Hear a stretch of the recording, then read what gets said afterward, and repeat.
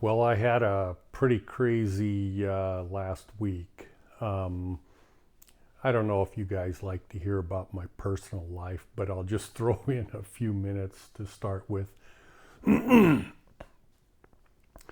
uh, I've been working like 12 to 14-hour days doing some remodeling because my wife and her sister went on a several day trip, and I wanted to do some remodeling before they got back. And I don't know if I worked myself to death practically or what exactly happened, but I ended up getting so damn sick after 4 days that you know, that movie where the xenomorph pops out of their stomach and they die, of course.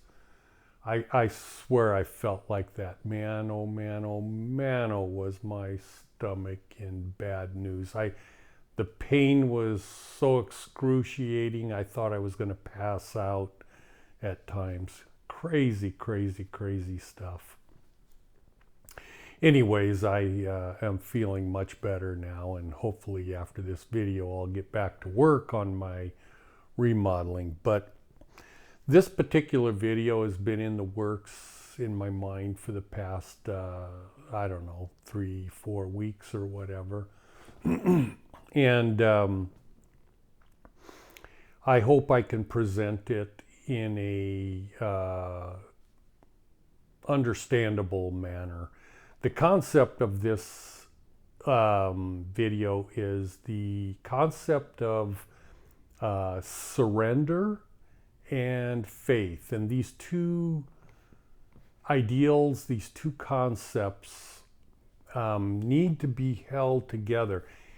It's almost if you could take the concept of surrender as you have been taught in spirituality, you're going to have to you're going to have to understand the concept of surrender different. At least I hope you do at the end of this video. But you have to take the concept of surrender and you have to take the concept of faith and roll them into a single concept to understand. And there's not a word that I'm aware of, at least, that does that sort of thing. But that's what you have to do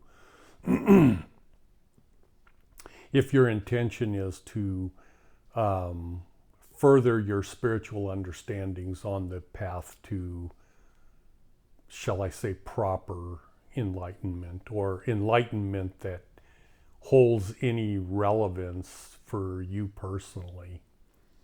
So that's the concept of what I'm trying to convey today. I wrote it down in a couple pages on my iPad, and I'm not going to read it for you, and it's up there, but I'm not going to be able to refer to it because I don't even have any real notes. It's just the writing itself, and I'll try to attach it to this particular video so you can read it yourself, although I don't feel like I have completed the writing in a... It is kind of complete, but I feel like I could add more to it, and I probably will add more to it over the following weeks or months to where I feel comfortable that it's like, well, then it's fully hashed out. But I'll see if I can attach it to this particular video. And when you read it, it theoretically should make a lot more sense to you.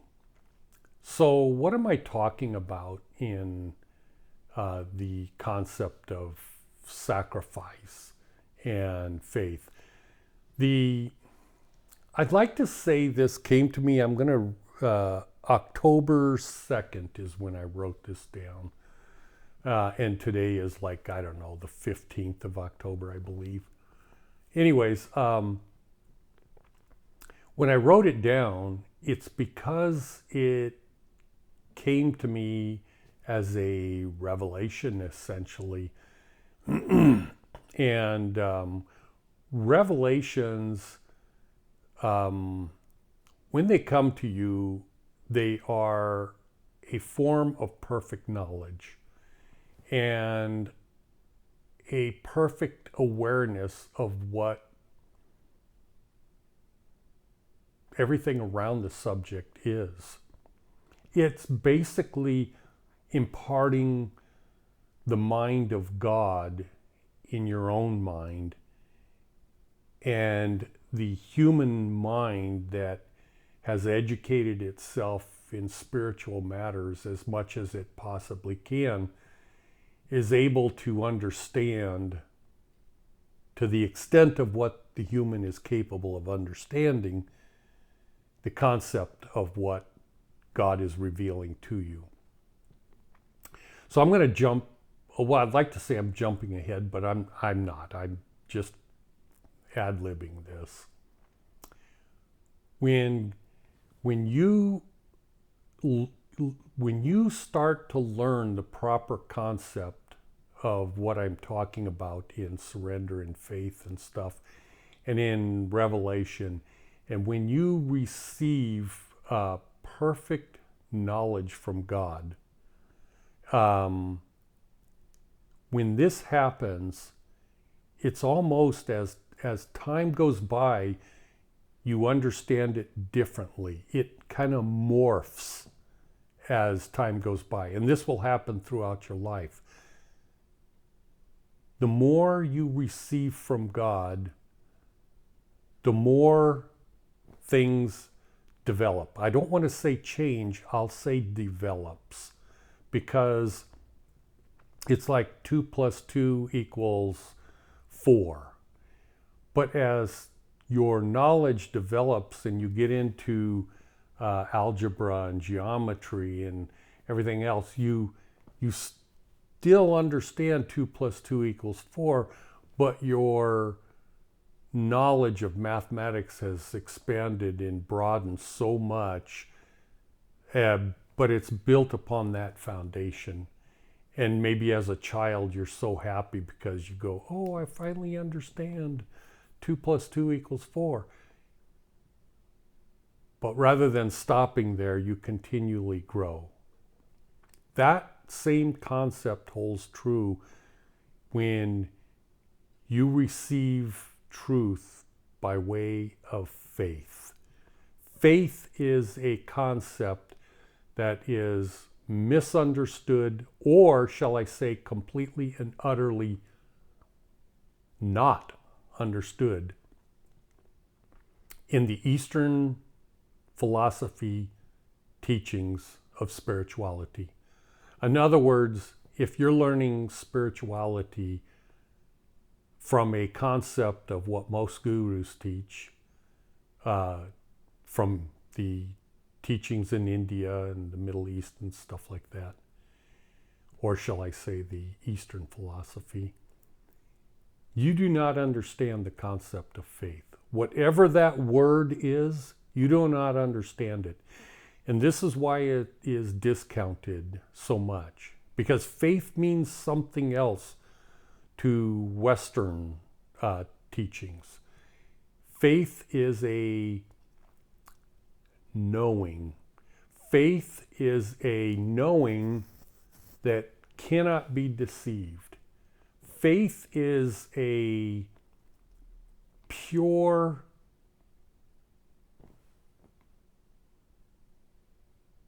looking into the truth directly from God, bypassing all the teachings on planet Earth, bypassing all millennia of written dogma, the Bibles, the secret, sacred teachings, the Vedas. It bypasses all the gurus. It even bypasses Jesus for those that are Christian. Faith bypasses everything and gets you directly to God, meaning Brahma, meaning the God that Jesus prayed to. The highest God of all gods. This is the source of faith. Anything other than that is a belief, is hope, is label it whatever you want to label it, but it is not faith. Most people do not properly understand the concept of faith, and even if they have faith, they don't properly understand what it means to have faith. You must utilize faith, even though you don't know what it is. I mean, nobody knows what it is when they start on this path. Nobody does. They don't know what it is. But they can feel it. It is possible to feel it. And how do you feel it? How does it manifest? How does faith actually manifest? It manifests, and when I say you feel faith, it's not a normal feeling. It manifests as a type of love. It is, and when I say a type of love, one person that watches these videos just wrote a comment yesterday wanting me to speak more deeply about the concept of love. And I plan on doing that in my next video. And I'm not talking about the love that a man has for a woman, or that you love your country, or any these natures. And I know that they've redefined, or not redefined. I know that the Greek concept of eros and all these other teachings about love, there's like 3 different concepts. You might as well drop them all, because there is no such thing as love if it doesn't have to do with the God that Jesus prayed to. Because, and I'll get into that in the next video, but love that emanates from God, that particular love that you feel towards God. And when you feel it, it is said that you feel it in your heart. So when I'm saying you feel it, it's like the sunshine. If you put your hand out in the sun and it's noon and it's beating down on your hand, you can feel the heat on your hand. You can feel the heat on your face from the sun. That isn't the sun, because it's 93 million miles away, but you still feel the heat. Love is like that. In other words, love is coming from the source, meaning God. You feel it and you say, aha, that is love. No, that isn't love. That is the reception of love. That is a response. That is a feeling of love. Just like the sunlight, you feel that, the heat. That isn't the sun. It is a reaction coming from the sun, and the receptor of that is your skin, is your hand, is your face. So that is love. And when you feel that, most people do not understand or even know what it is. If you keep yourself in the dark all the time, you're not going to ever feel or understand what love is. And if you don't know what it is, when you expose yourself to it, you're still not going to know what it is. It would be like some superstitious aborigines that haven't gotten any understanding whatsoever, and they may feel it, but they don't know what it is. That is what is common for anyone starting on the path. But when you develop as time goes by, and you start to understand and you notice that feeling, when you start to notice it as time goes by, you can close your eyes. You can have a blindfold over your eyes so it's complete and total and utter darkness. and no way to see. You could have your eyes plucked out, and still, when you're walking around, you'll be able to detect, if you understand the concept, if you've learned it.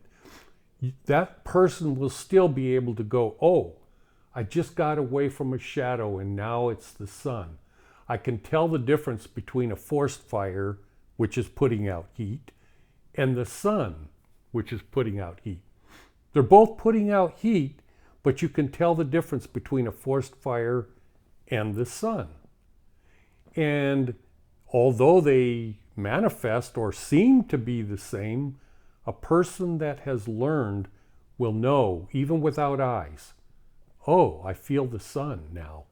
If they had eyes before, they would see the sun and then they would know, oh, that's the heat of the sun.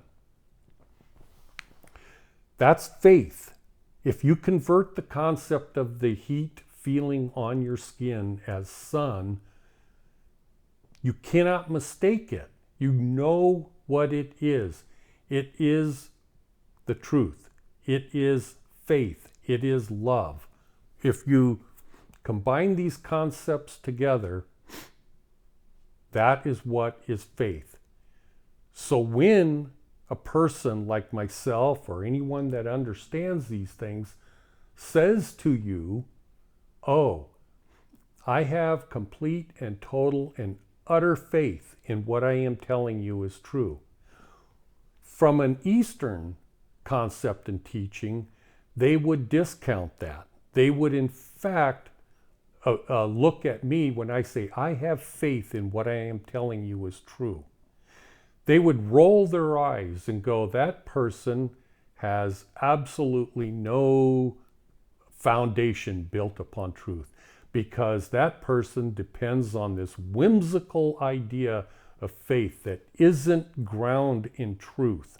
It isn't grounded in truthful concepts of Vedic teachings or this or that or whatever, because faith cannot be depended upon to actually convey the absolute truth, because the absolute truth in their mind would come from enlightenment, would come from the Vedas. It must comply with what is written. If it doesn't comply with what is written in ancient history, then it can't be true. But true faith actually supersedes all of that.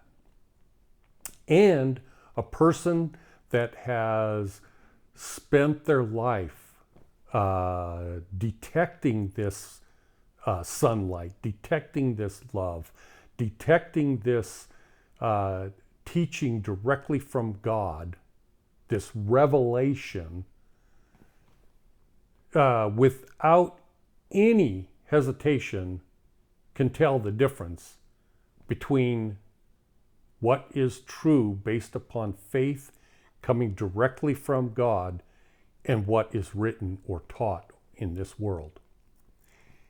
Let me open your eyes for 1 minute. Why do you suppose there are so many written scriptures, Vedas, teachings, gurus, saints? Why do you suppose there is so much available and always have been, and so few people ever become fully enlightened or become a saint that is one with God? Why do you suppose it is so rare? Do you think that there are so few people that actually study the truth? No, of course not.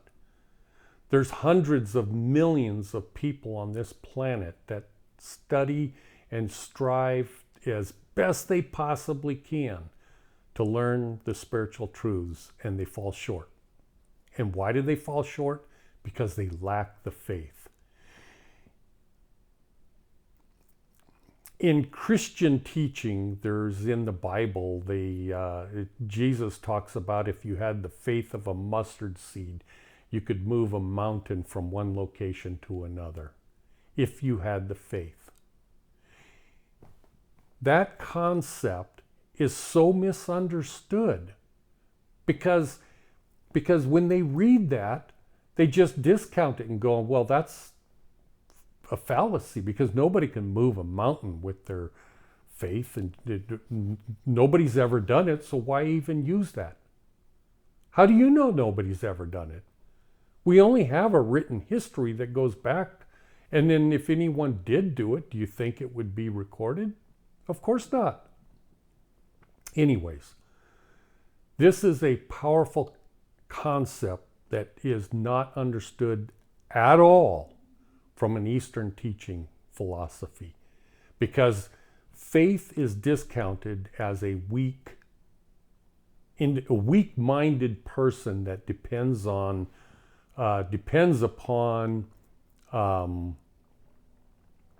unprovable sources, like a weak-minded person, when in fact the only way to have faith is to be the most strongest willed individual on the planet Earth. I mean, you have to be so diligent, you have to be so focused, you have to be so determined to continue on that path before you understand the concept of faith properly.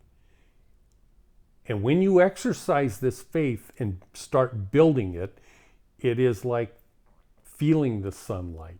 It is, and then you start to know, aha, after decades of time, this is the truth. This is actual teachings directly from God to my mind. Now, what is the other concept? I said surrender. Surrender is well understood in the Eastern philosophy, but it's the absolute opposite. It's understood in the absolute opposite from a Western philosophy. And so those from the Eastern philosophy need to learn the concept of love, faith, and all these things properly. They need to understand that. And the people from Western need to understand the understanding of sacrifice from an Eastern philosophy. Not that from an Eastern philosophy they understand it perfectly, but at least the concept is understood. So here's the problem with Eastern philosophy.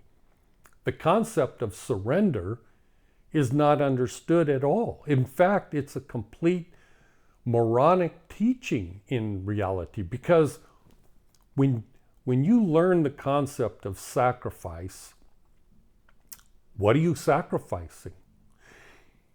In all the teachings from gurus and such, they teach that you are sacrificing your ego. You are sacrificing everything there is to know about yourself, because you are one. You are one with God. You are God.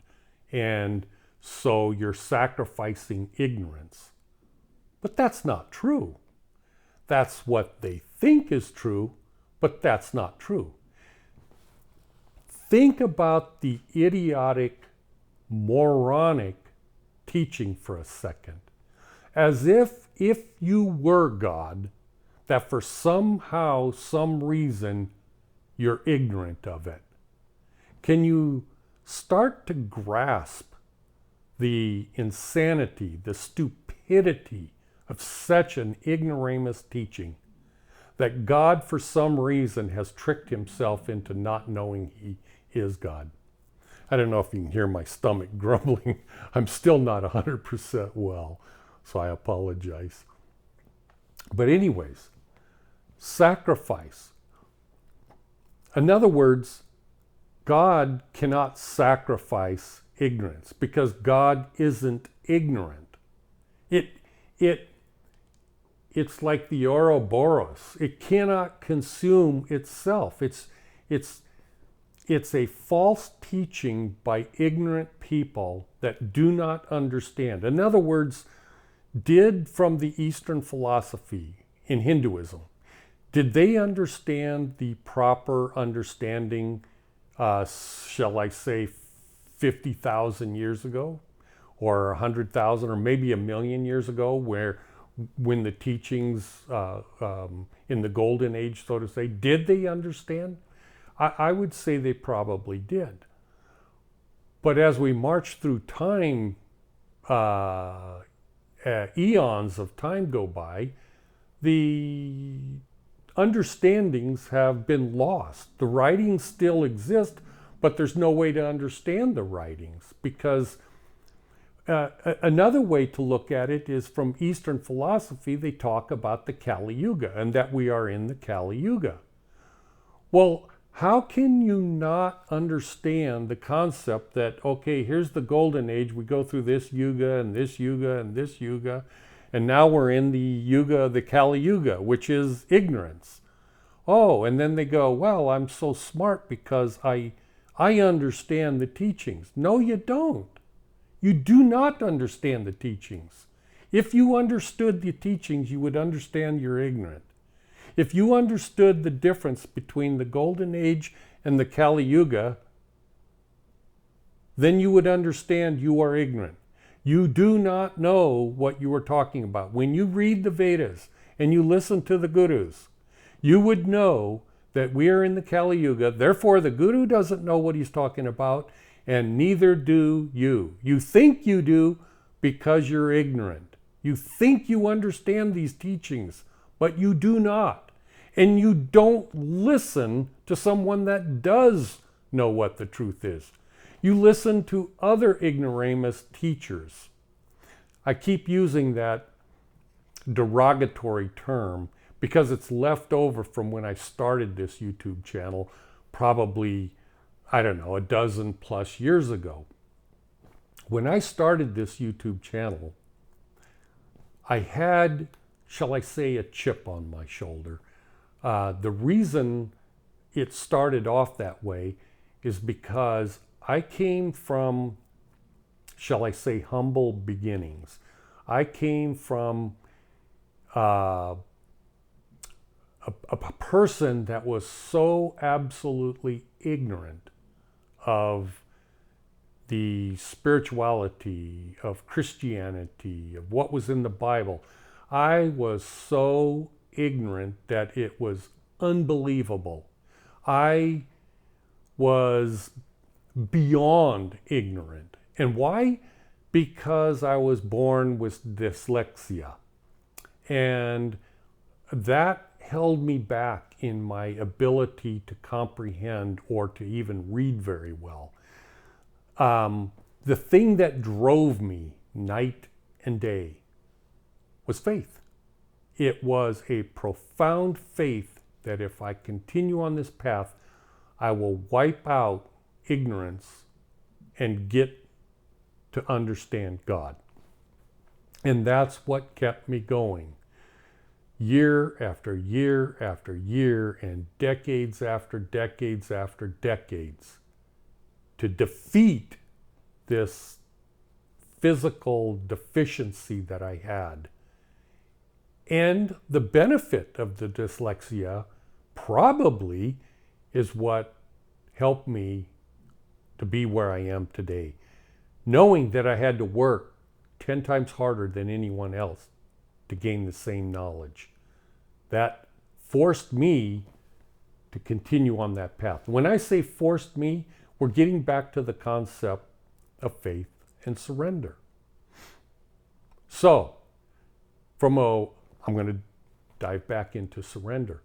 From Western philosophy, surrender is a derogatory term for anyone that wants to learn spirituality. You cannot use the term surrender in spirituality to properly understand, because surrender is something a coward does. Surrender is something that an individual does because there's a more powerful army.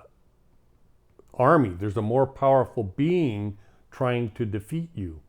And when you know you cannot win the war, there's no way to win, you surrender. And why do you surrender? Because you don't want to die. And you know the ego must die.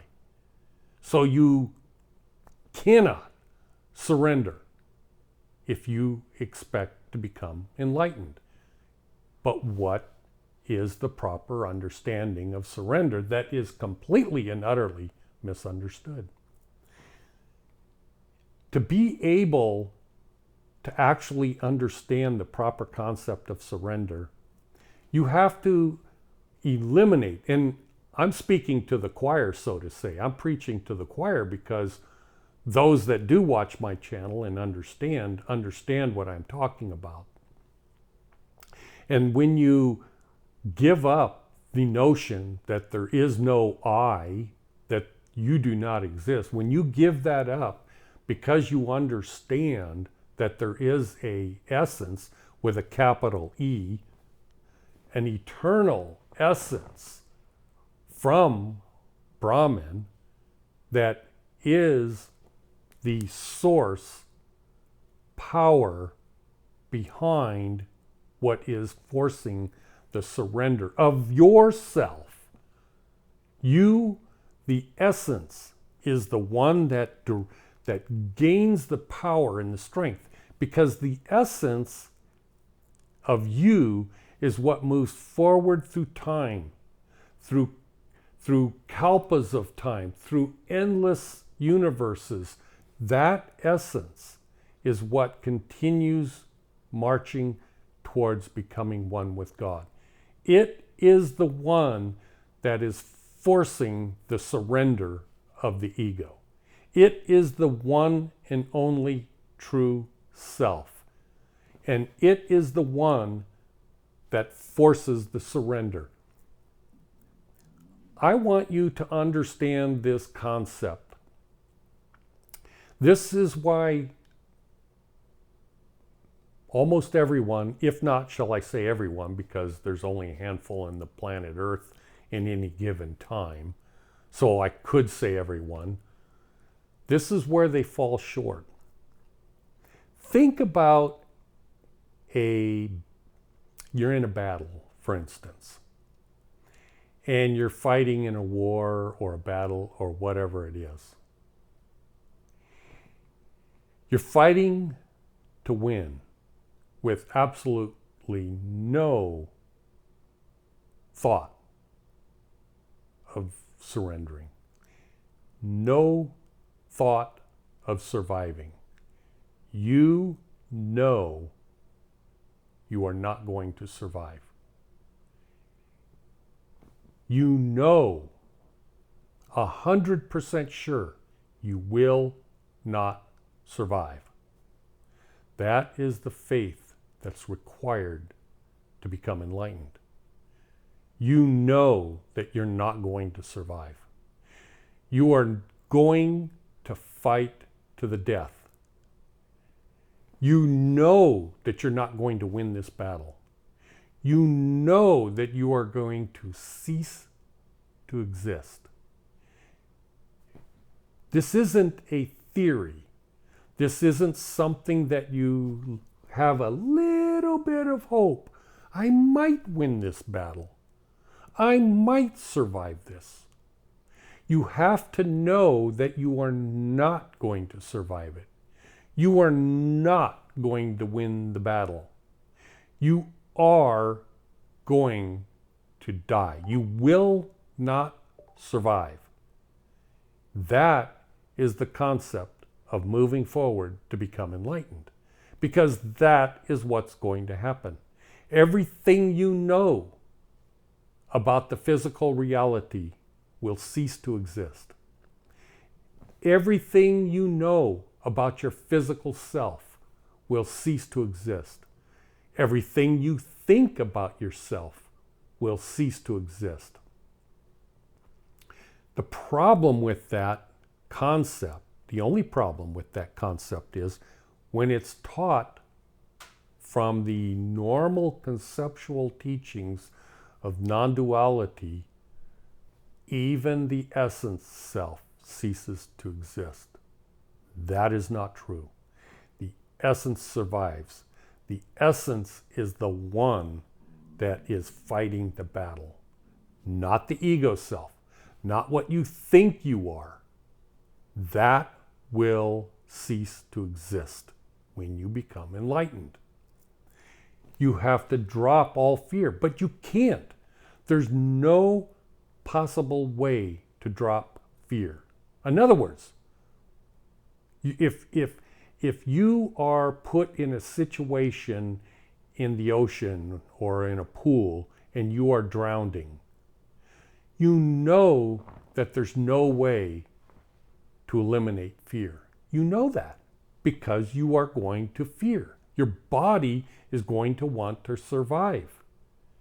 How in the heck is it possible to eliminate fear? You can't. There is no way. And yet there is a way. And what is that way?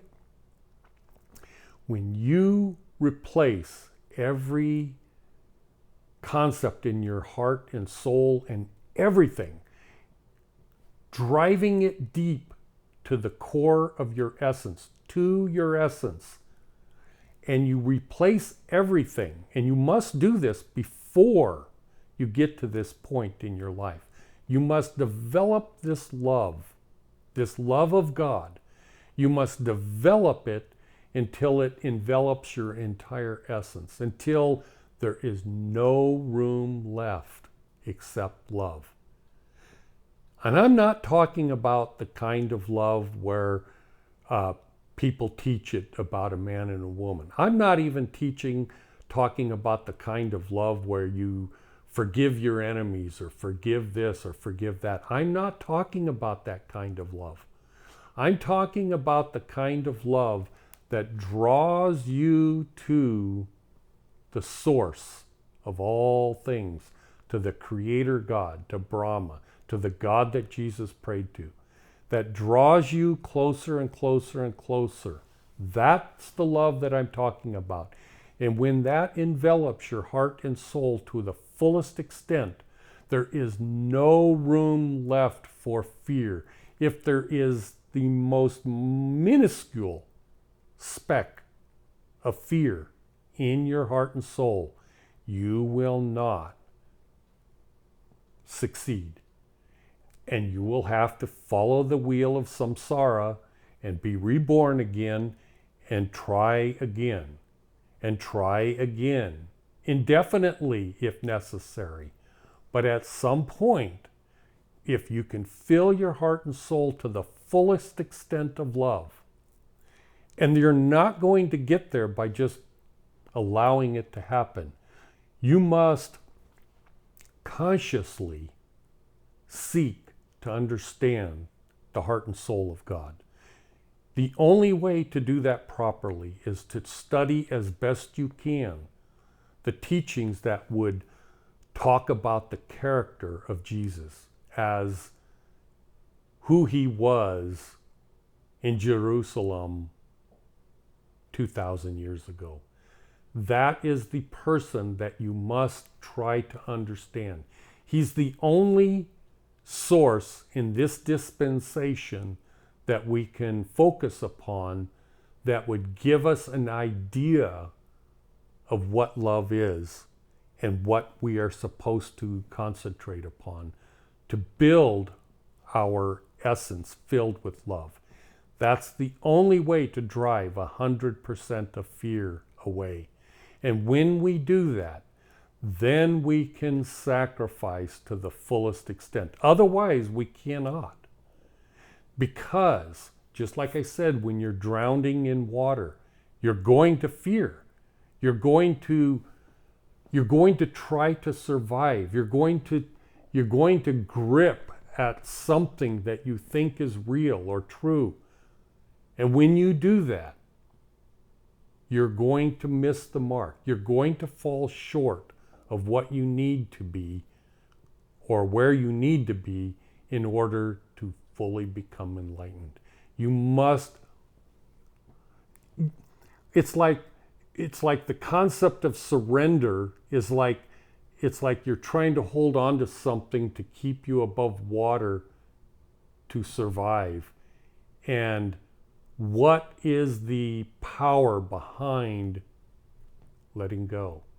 What is the power behind that? There can be no power of, oh, well, I'll just develop that power. I'm going to be the strongest I can possibly be so I can... No, you don't understand correctly. You can't do this. You cannot develop power enough to let loose. There is no way. No human has ever done it in all time, ever. The only way to develop that strength, because think about it, the only way to develop that strength is through love and love of God. That is the only way, because faith reveals a truth that is always true. It never alters, it never changes. Although your understanding changes, the wiser you get, the more you stick to it. So this sacrifice, this letting go, is a concept that is always taught, but always misunderstood. Because you can't let go. The only way to let go is to refocus upon the love of God. That is the only way. There is no other way. Otherwise, you will continue your grip on this false reality, this ego. Shiva is the strongest known deity that has maintained his grip upon this false reality, and lacking, completely and utterly lacking for the love of God, meaning no faith.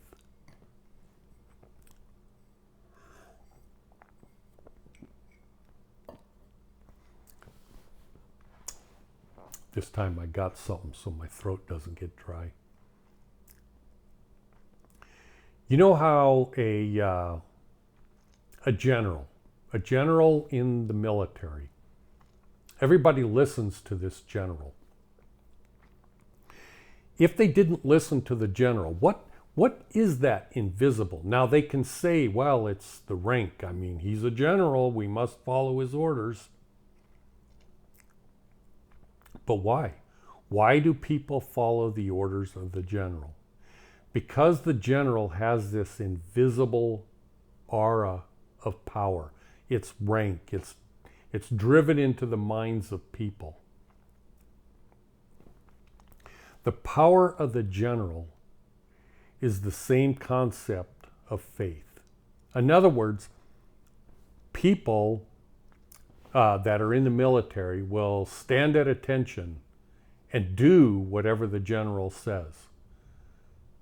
But they do it because they have been taught, it has been ground into their heads, the concept of rank, the concept of order, the concept of following orders.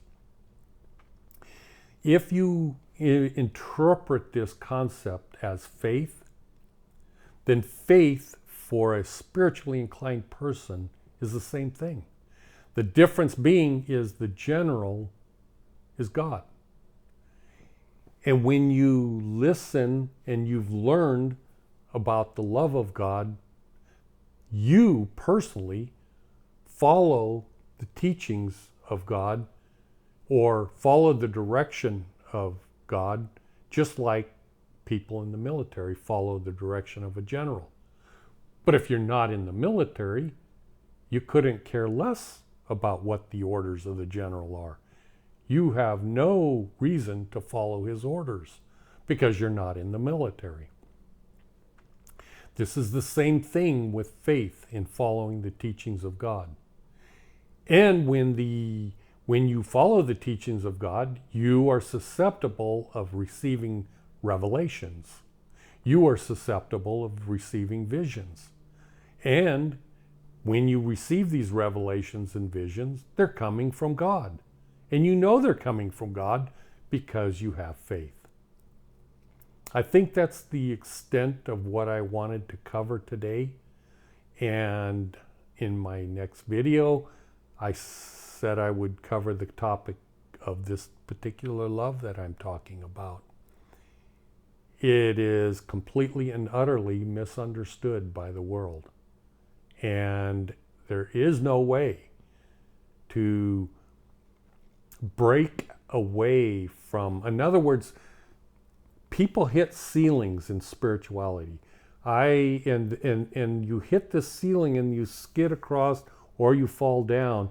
It's very hard to break through that ceiling to the next level of spirituality.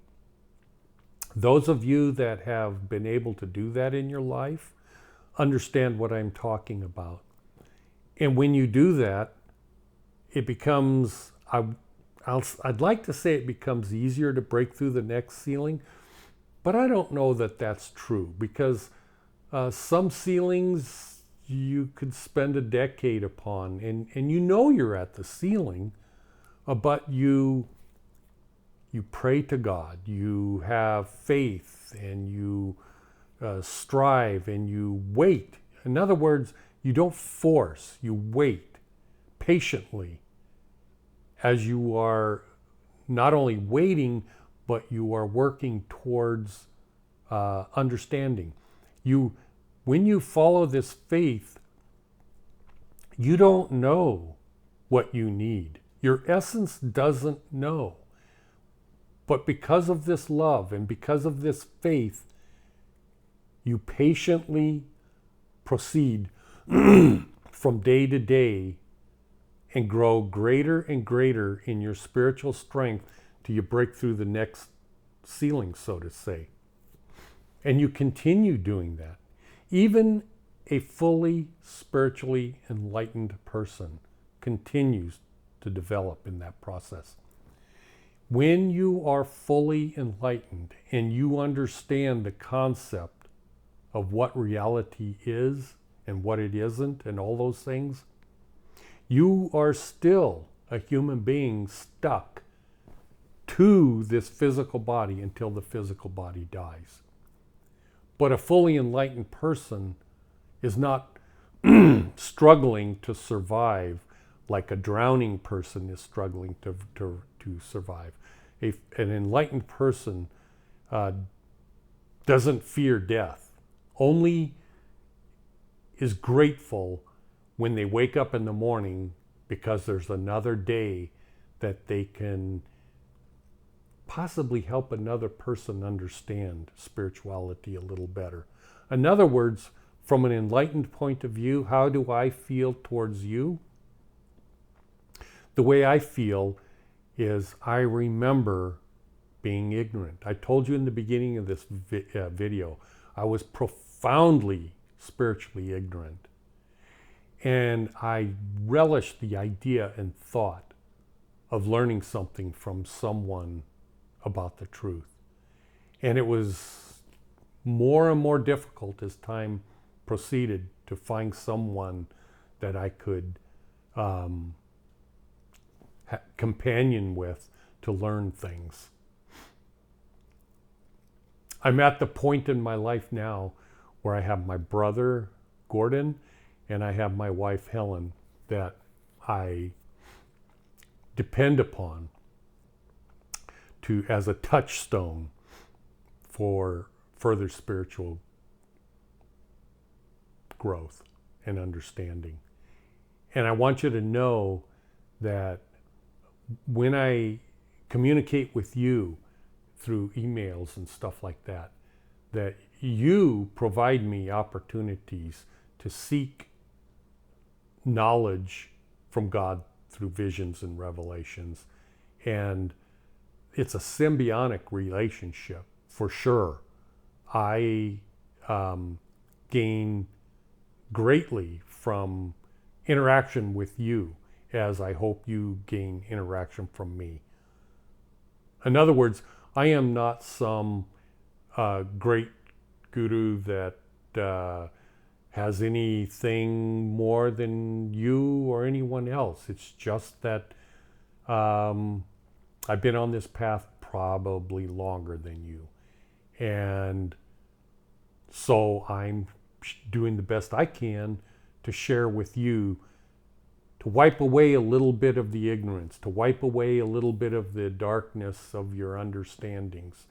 And by doing so, hope to gain friendship with another person in this world so that eternally, I mean, think about this in the proper concept that, in other words, we exist on this hellish plane of existence of absolute ignorance. Our memories are completely severed from our millions of years of progress in rebirth and development and everything else.